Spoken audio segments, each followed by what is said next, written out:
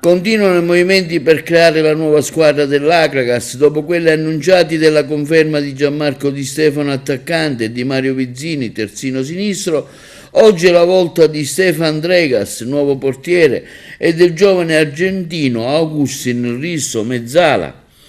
Il portiere Stefan Dregan arriva dal Sud Tirol, società che milita in Serie B. Il club biancazzurro ha tesserato Dregan, classe 2005, alto 1,81 m. L'operazione di mercato è stata conclusa positivamente dal direttore sportivo Cammarata.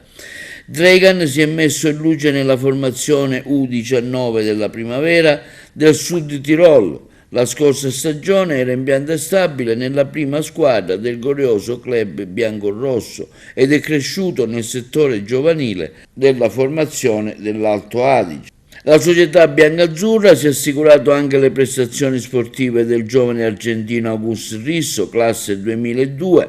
Si tratta di una mezzala che nelle ultime 2 stagioni ha militato nel campionato di eccellenza piemontese nella ASD Aigreville, società della Valle d'Aosta che collabora con la Juventus Football Club. Risso può ricoprire tutti i ruoli del versante offensivo e si adatta benissimo al 4-3-3.